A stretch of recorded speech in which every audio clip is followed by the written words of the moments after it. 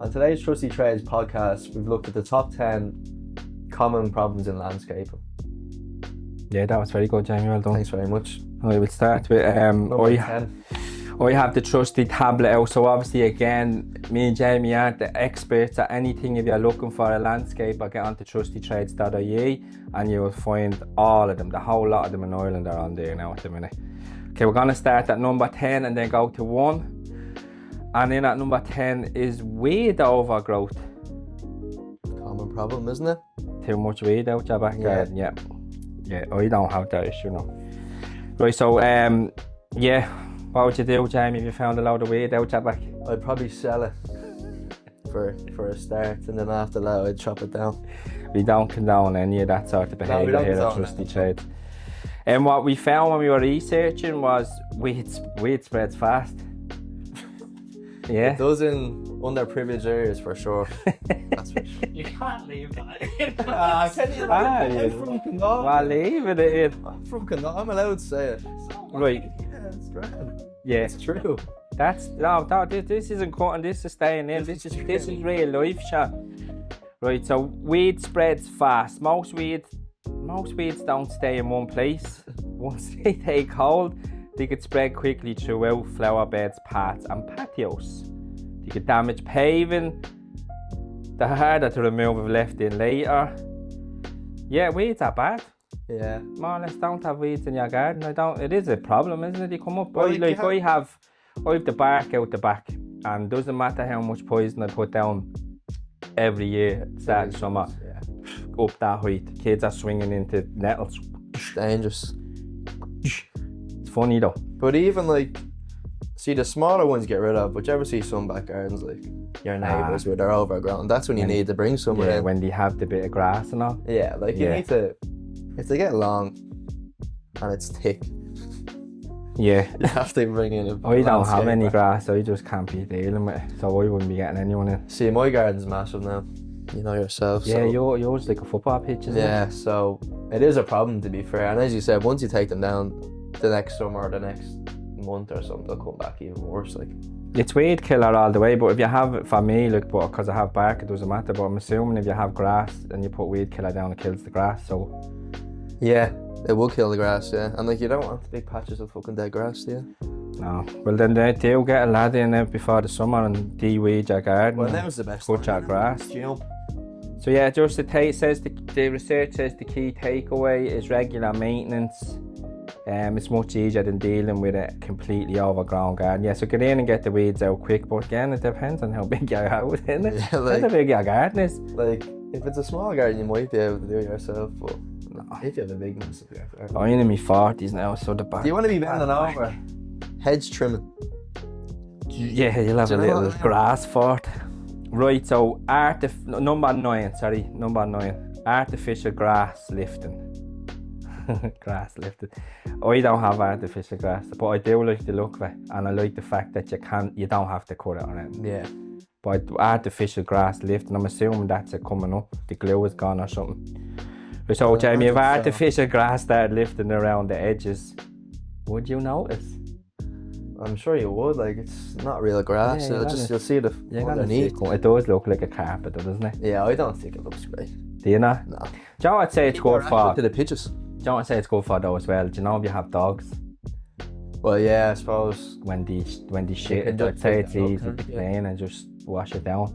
I don't know. Someone in my estate has it in the front of their house, next to the path. It looks stupid. Do you know, you're talking about the Astro.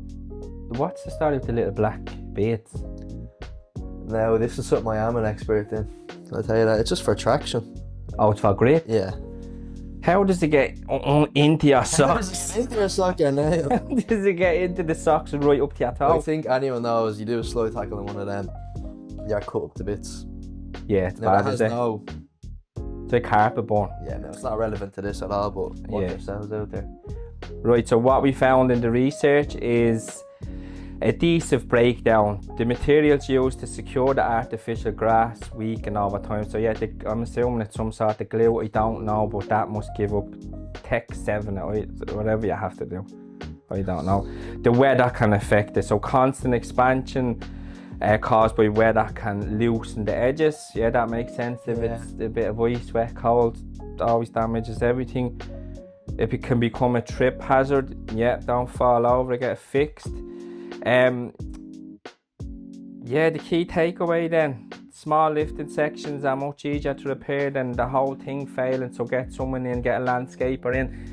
Is it landscapers obviously do fit that? Well, I'd imagine it would be. Like, it's more common now, isn't it, than it would have been 10 years ago. That's not something I'd say you do by yourself.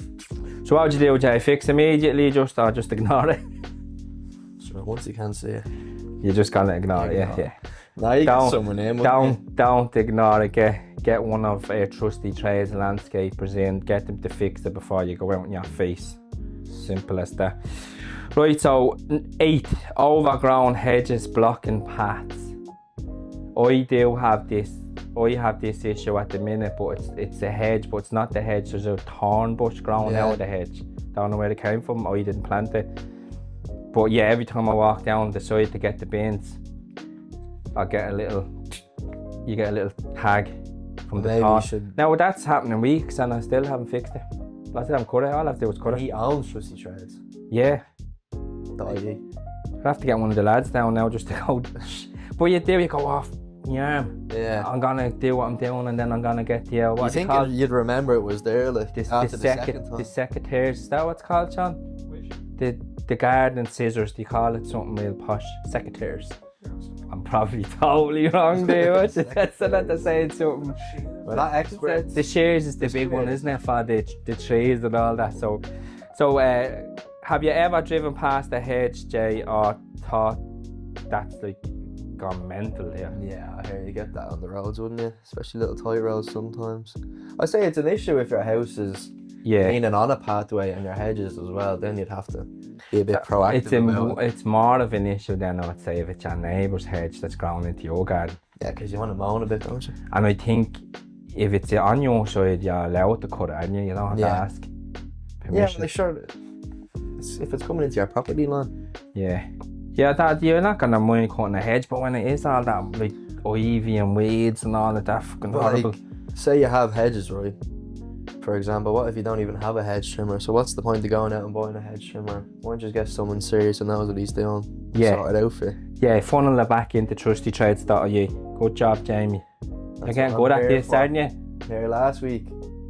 Yeah. Believe that. Right, so what we found in the research, and again all the research is from Google, so it's not our opinion, is blocked pathways, overgrown hedges can make footpaths and access routes difficult. Yeah, so it's going down your side lane.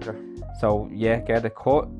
Reduce visibility. They can obstruct visibility for drivers and pedestrians. Yeah. They come around the corner. So you'd know what it makes. You live down the country road, but then that's the farmers. In fairness to the farmers, they cut the hedges. I think there's something in now. People might know in the comments for the farmers that if they don't cut the hedges, they get into trouble.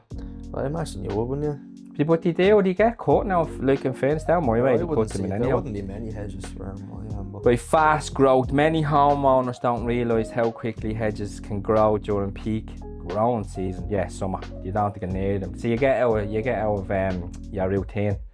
You're flat out during the summer. Yeah. Then the whole winter, you're like, ooh, nothing's growing. Your head gets off. Nothing's growing. I can just chill out and watch Netflix at 3 p.m. because it's dark. But key takeaway from the hedges is regular trimming prevents a much bigger job.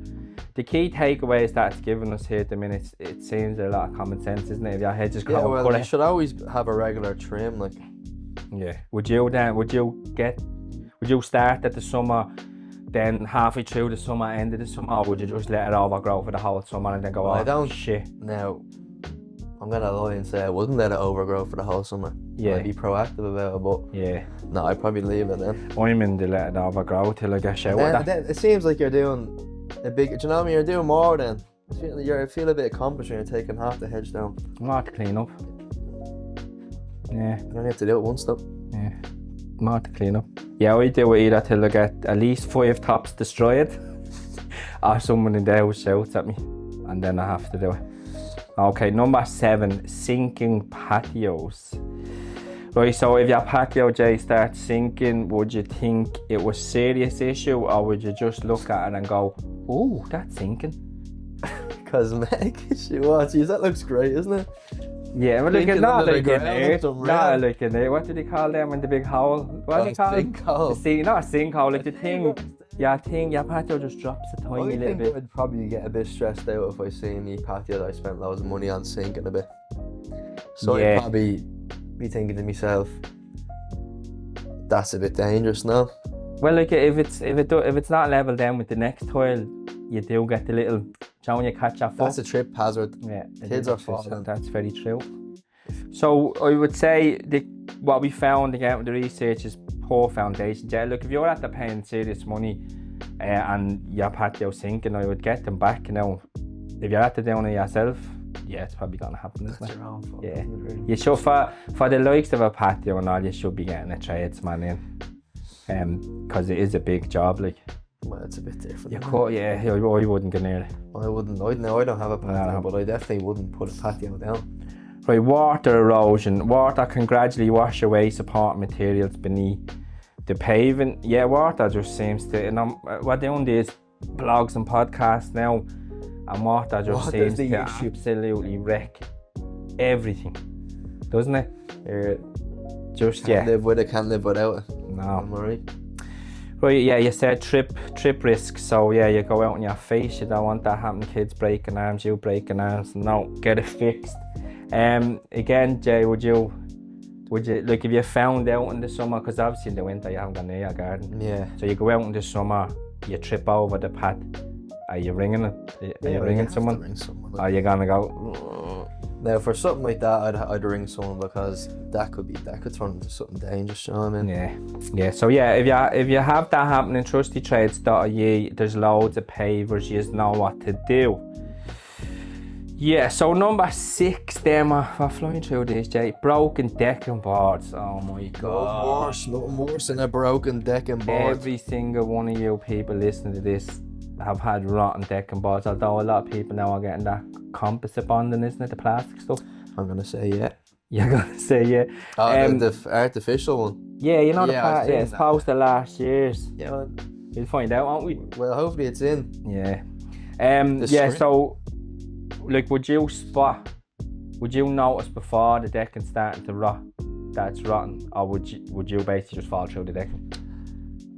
Well, like, if it's underneath, would you really notice it, like, until it's too late? Like, it depends. Like, you're gonna know how long it's in. You're gonna know whether you treated it properly. Like, have you been sane and not retreating every year, which you're supposed to do.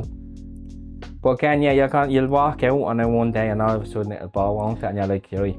Yeah, I see it. Especially like if you're moving into a new house where you don't know the story, if it has a decking or a patio or whatever, like, could be there years to get it checked. Timber rot, yeah, so that's just moisture. That's because you haven't treated the moisture getting into the timber, and yeah, it's rotting it. But exposure to the weather again, especially in Ireland, a lot of rain, a lot of damp, a lot of ice, and then you do get a bit of sun, so you're getting a bit of both. It's not California, is it? Like? Yeah. If you found the decking was a bit iffy, would you just let people walk? Like, would you tell them? Like, would you what's the decking? If it's gonna rot or not. It's better someone else falling through it. You'll be one of them that finds it and goes, oh, nothing happening here. And then I'll put a garden table over it. Or whatever puts her foot through it. Like, oh, Jesus, what happened there? For? You were paying for it. Why didn't you tell me it was broke? Right. Loose paving slabs, that's the same really, isn't it, as a sinking patio? I suppose it's underneath, so you wouldn't even see them, would you? Is that for the support? Is a patio different to loose paving slabs?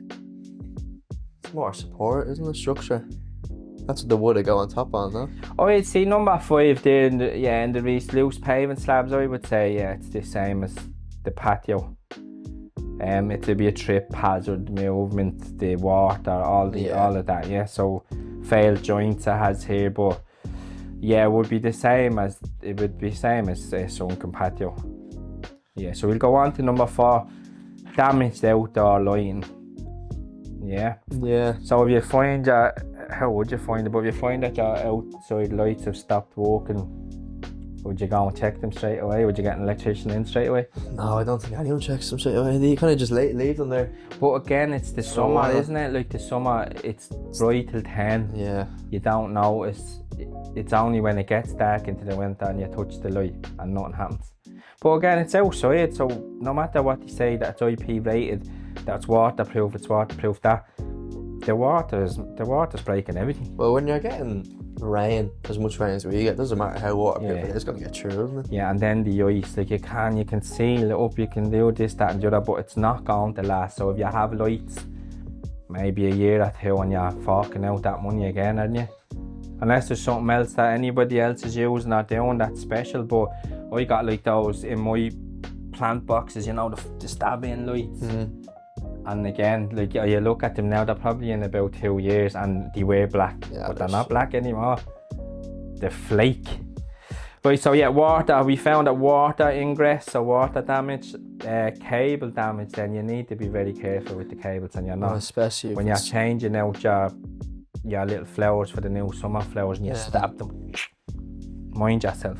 Electrical safety, okay, would you try fixing it yourself? If you found the light, like if it wasn't a bulb, or maybe it was a bulb, but would you open it up and check that it was water damage or anything? Well, when electricity's involved with outside, I wouldn't really risk on any of that. I'd second that. If there's anything to do with electrics, if it's bulbs or it's this or it's that, especially outside, because there could be water involved, get onto the website and find yourself a qualified electrician. I wouldn't take the chance. Okay, number 3, blocked outdoor drain. When is the last time you inspected your pipes? That's a very personal question. Yeah, look, have you ever... That for me, doctor. Have you ever checked an outside pipe or drain? A couple of years ago we had a blocked pipe, and it was affecting the runoff from the toilet. You would only notice that when it was too late? Yeah.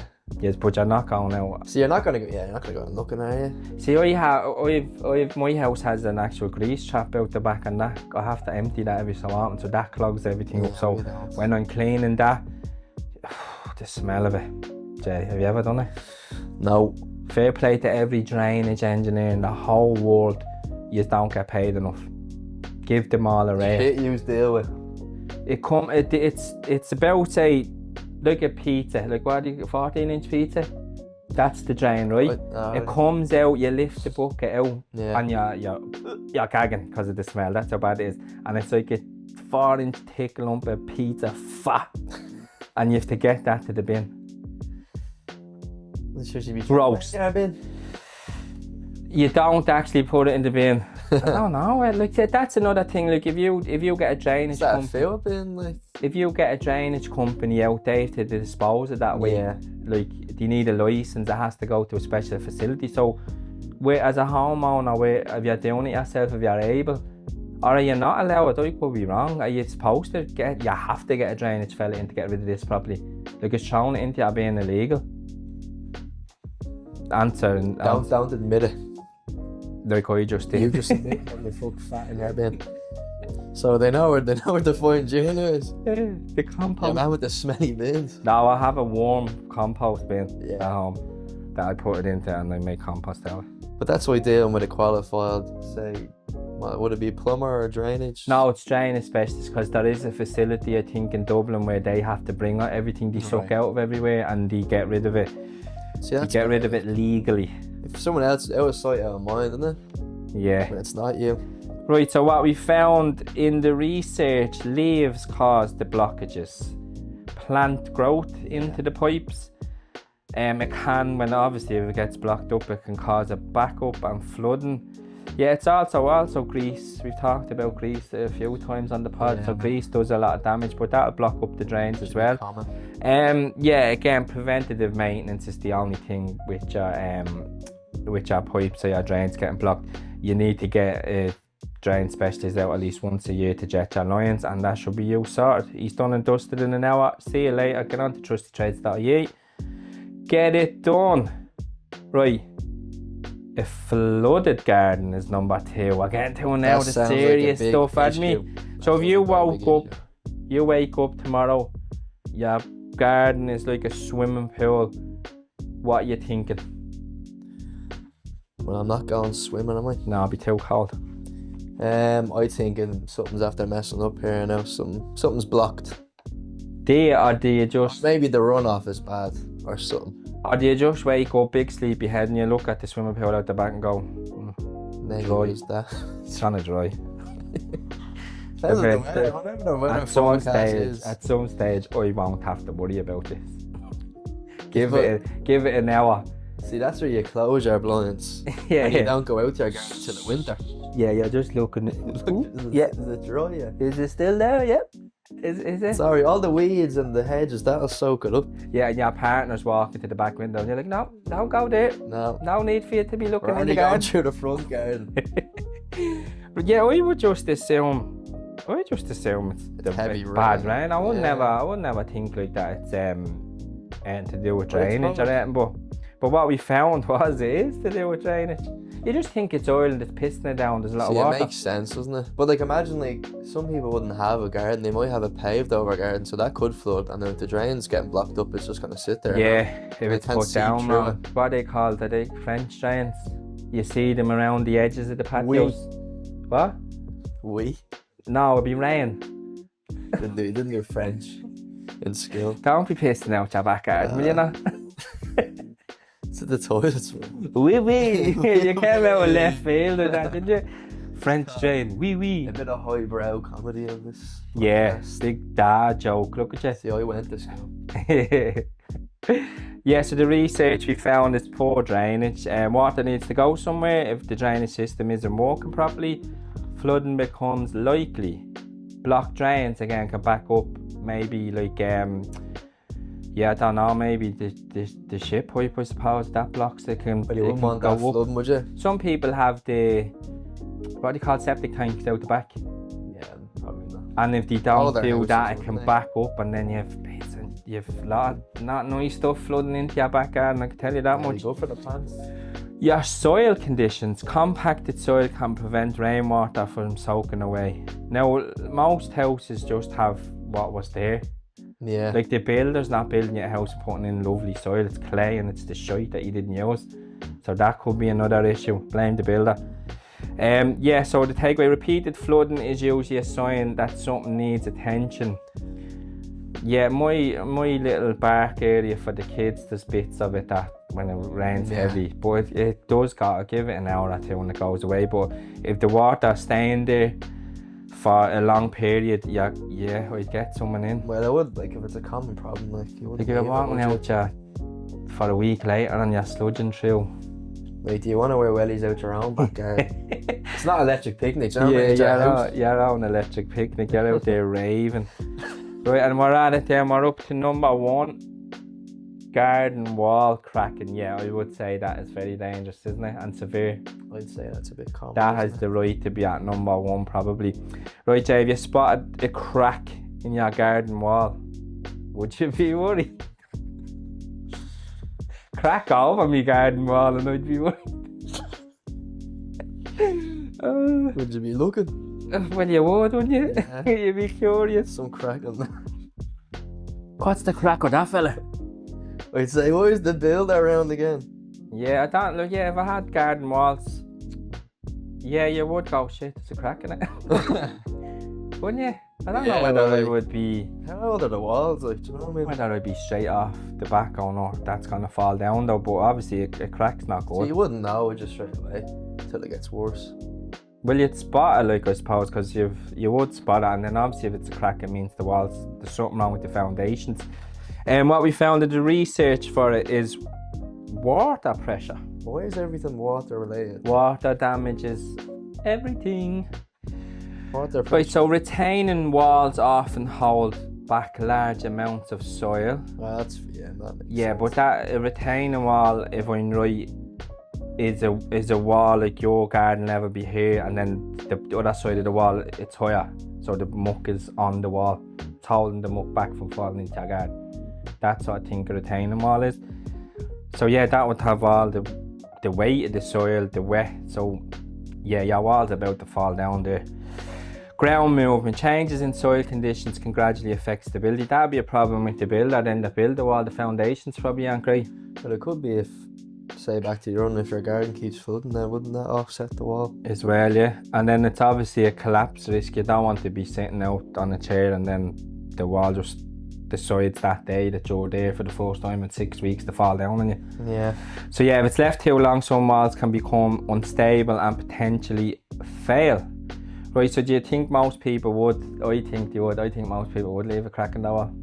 I think they paint over it and everything. No, maybe what? A crack in your garden? Well, but sure you know that's going to come down at some stage. I don't know. Now, you might get a bigger garden now, but either paint the wall, even if you see people just patch it, like put a bit of grout in it or I whatever think it's that's called. a bit dangerous. Yeah. But you don't know if that might fall down, at any point.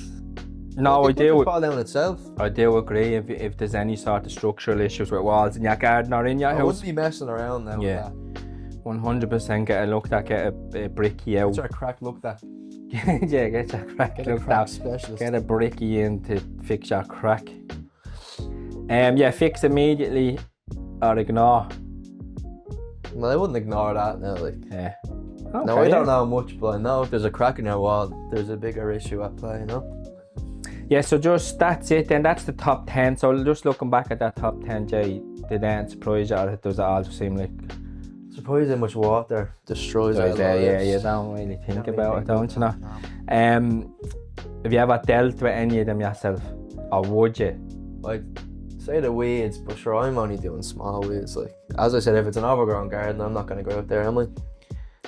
Well, you'd have to get the lawnmower out, wouldn't you? Older people that might not be able to go out and do it themselves. And then the ones you would ignore most, I think it's obviously when you own your own house, everything's gonna cost money. So I think the structural ones, you're gonna think to yourself, it's big money, I'll fill it in, or I'll paint, or I'll ignore it, it's grand. But look, again, if you are worried about prices, if you get onto trustytrades.ie, you'll get multiple quotes and you will get a good quote off the lad. So please don't be ignoring the electrical one.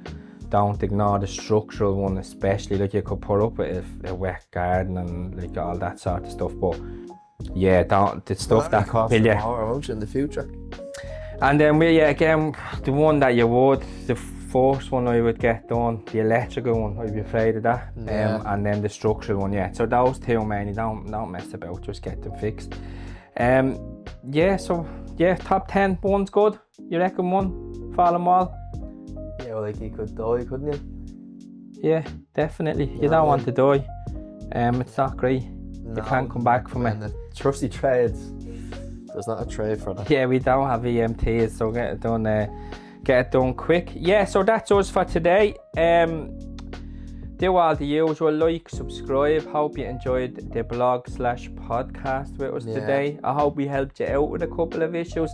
And again, we're not experts, so if you are looking for quotes and expert advice, get onto the site trustytrades.ie. You can browse the directory or post a job with a couple of details that you put in. It takes less than a minute and you'll have the full network of tradesmen we have in there. We're up over 300 tradespeople at the minute, so you will get someone in your area to quote.